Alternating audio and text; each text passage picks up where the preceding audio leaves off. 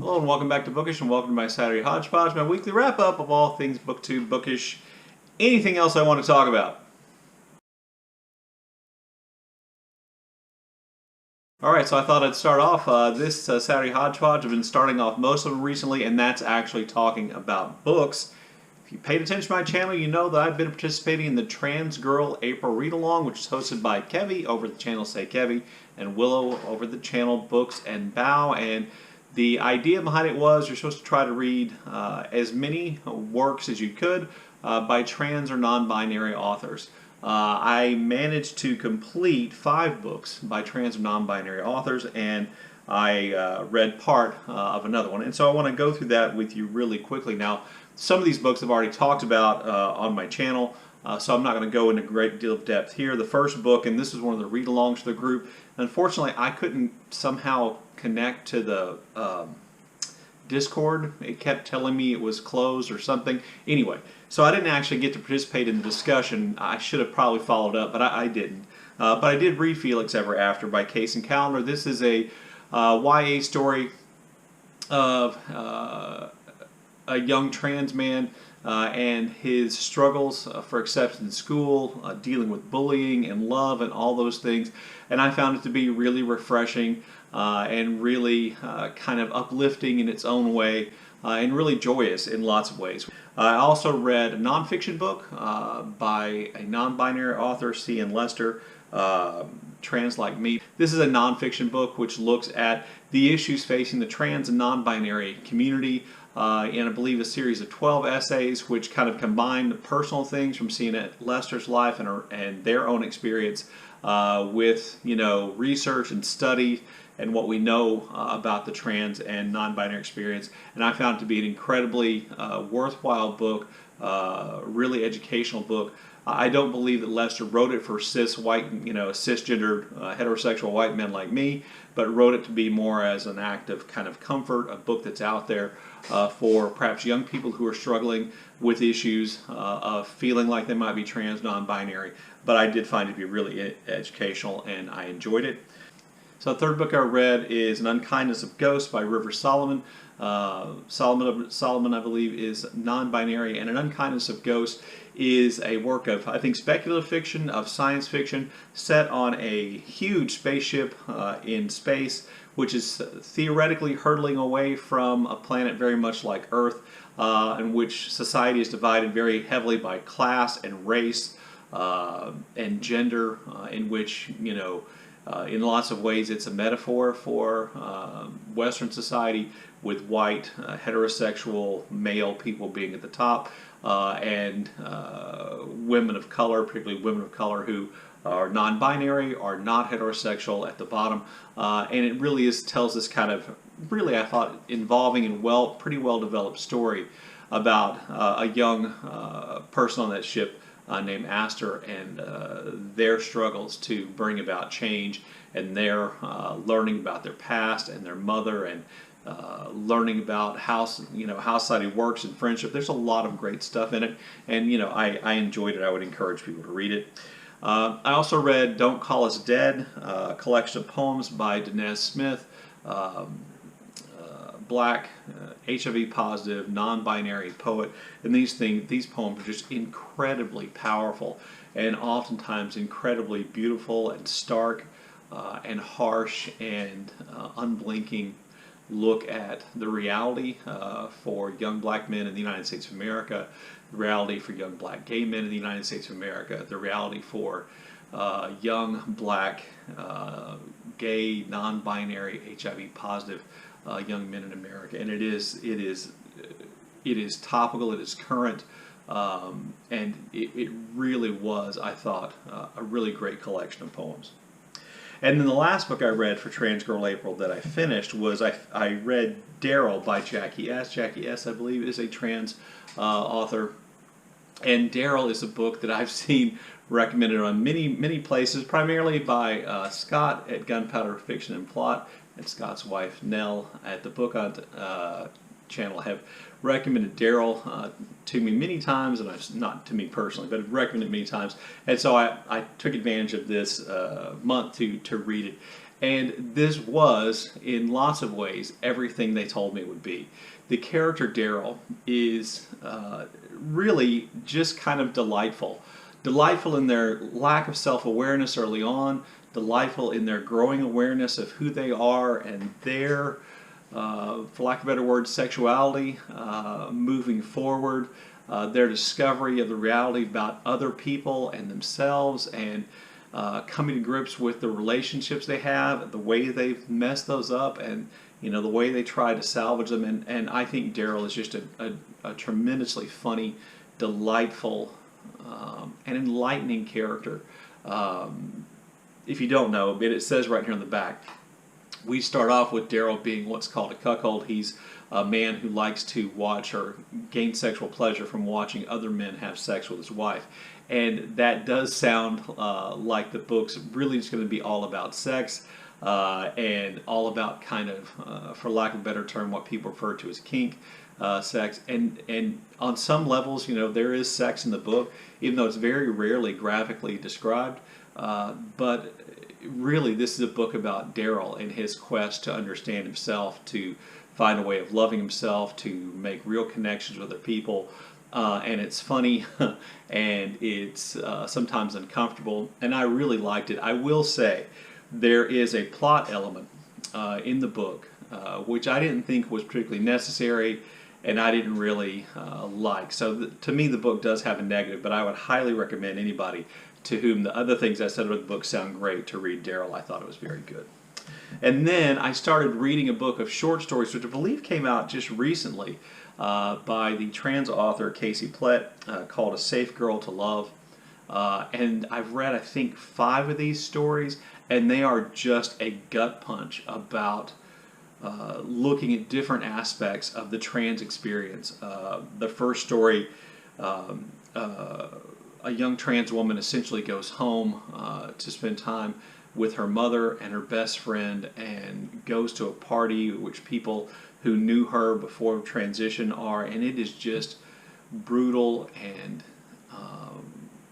in lots of ways sad, and in lots of ways you feel like you are living that experience with that young person. And the other stories in the book so far have been very similar, and I've really enjoyed them and thought they were been handled really well. So that was my reading for Trans Girl April. I also read 2 other books this month. The first was Trespasses by Louise Kennedy, which I did a whole review of. Trespasses was on, when I read it, it was on the long list for the Women's Prize, and it has made it to the short list. So I did do a whole review of that, and you can find that on my channel. But I really liked that book. I thought it was very good. I thought some of the subtlety in ways it kind of played on the theme of the word trespasses were really well handled. I also read just the kind of amazing Blood Red by Ecuadorian author Gabriella Ponce, translated from Spanish by Sarah Booker. This book was on the short list for the American Republic of Consciousness Prize, and which was brought to my attention by Sarah over the channel Eyes on Indie. And I read this, and the main character in this book is just wild. I don't know any other way to put it.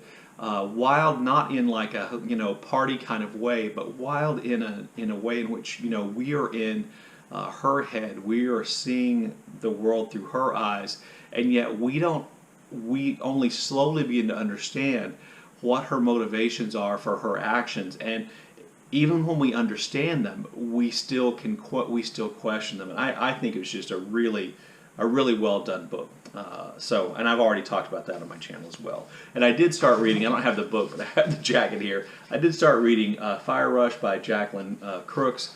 I'm about 2 chapters in, and I'm enjoying that. This is also, I believe, made the short list for the Women's Prize this year. And I bought a copy of it a while back, and I started reading it right here at the end of the month. So there you go. That's my reading for this week. That's my April reading wrap-up.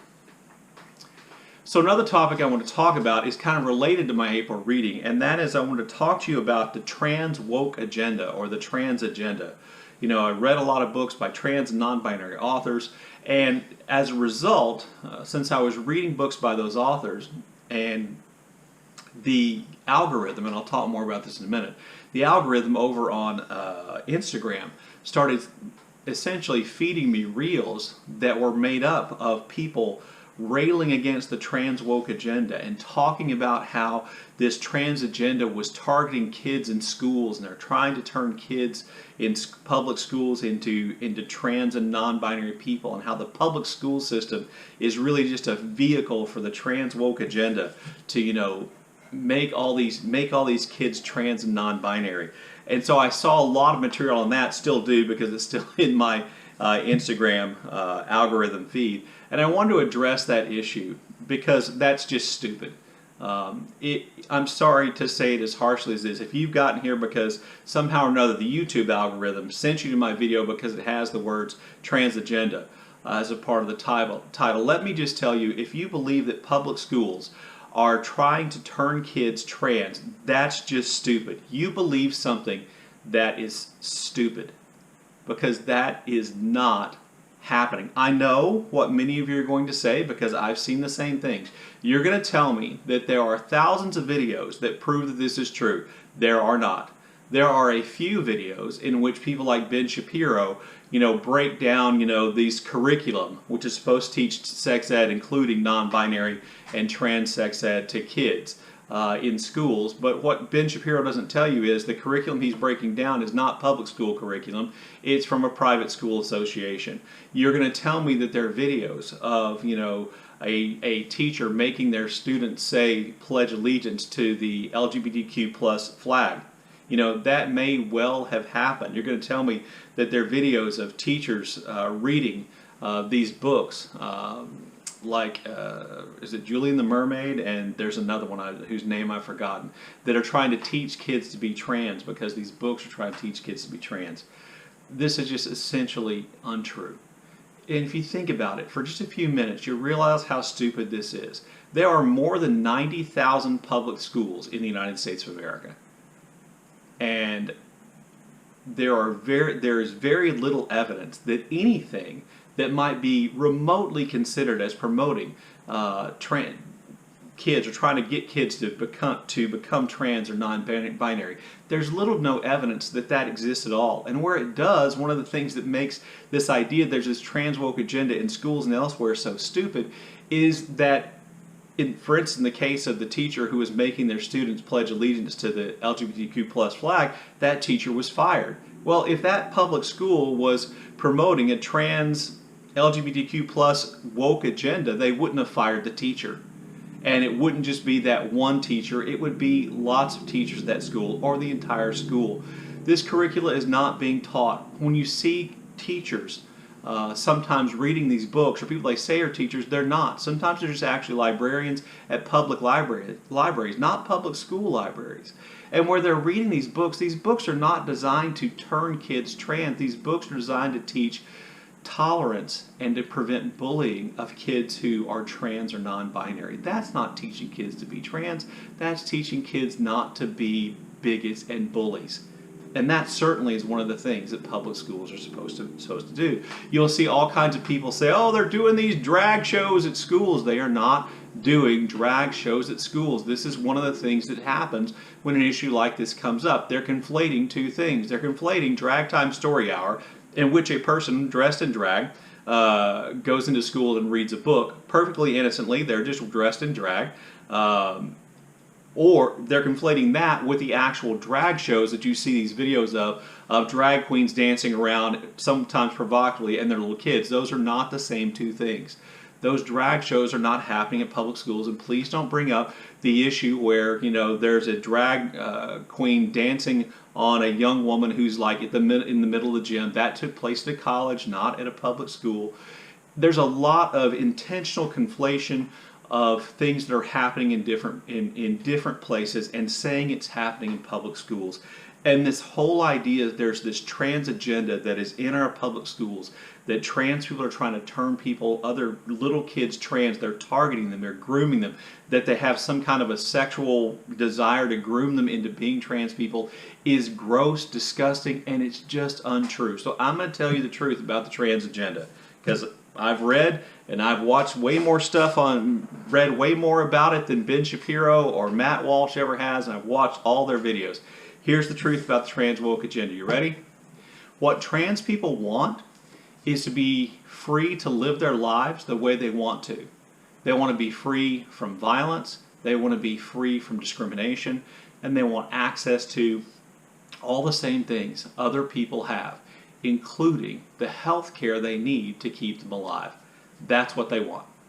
And they want trans kids and non-binary kids to not kill themselves. There you go. That's the trans woke agenda. If you're against that, feel free to unsubscribe to my channel now. So another topic I'm going to talk about, which is really closely related to that, is just something that you all know, but I'm just going to go ahead and say because it's going to make me feel better to say it. And that is, you need to beware of social media algorithms. So the social media algorithm is that thing that kicks you content, and it shows you content based on the other things you've watched. It doesn't have an agenda other than to keep you on the platform, to keep you watching so it can sell more advertising.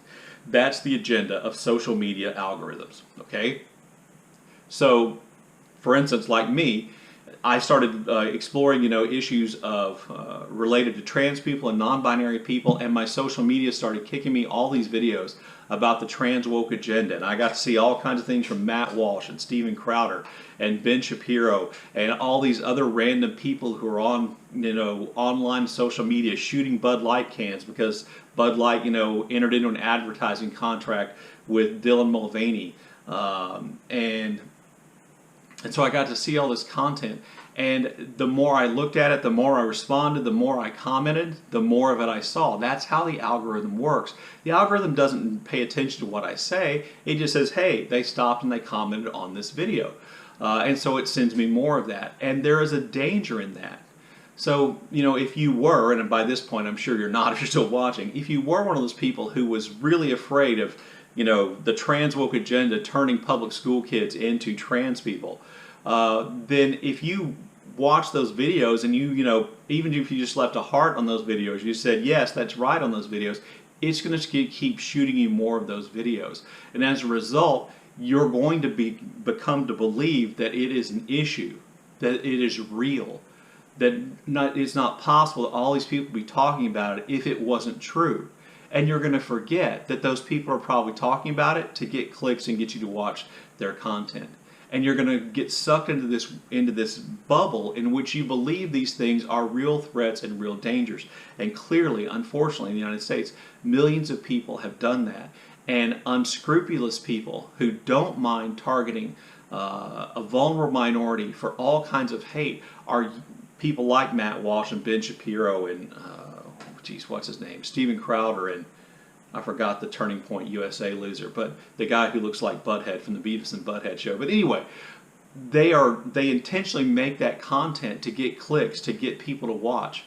And they don't care if what that means is that minority groups or vulnerable minorities are targeted for hate. But keep in mind that algorithm isn't reality. I myself, in watching all these kind of trans hate on social media, really got kind of not like depressed as a clinical condition, but really got down thinking that trans hatred is incredibly common and growing.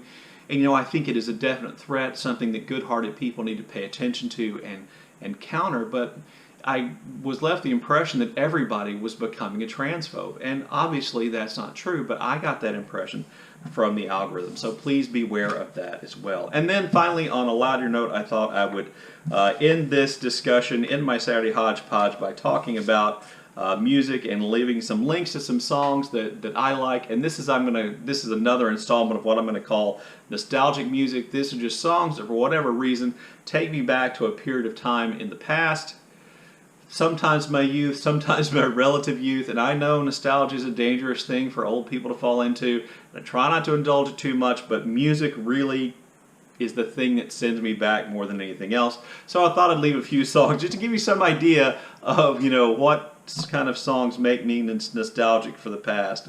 So the first one I have on my list is a song called Sing Me Away by Night Ranger. It's from Night Ranger's first album, which is called Dawn Patrol, and it's probably the third most well-known song from that album, but I think it is definitely the best. Link down below.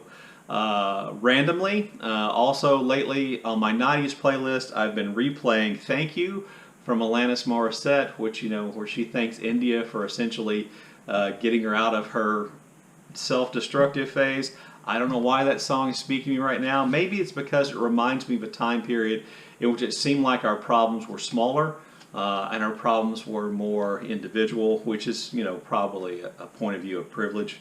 Then going back to the 80s again, Beds Are Burning by Midnight Oil, maybe one of the first songs I listened to intentionally or listened to and was aware of the social justice message behind that song. It's just a great song and a really cool video from the 80s.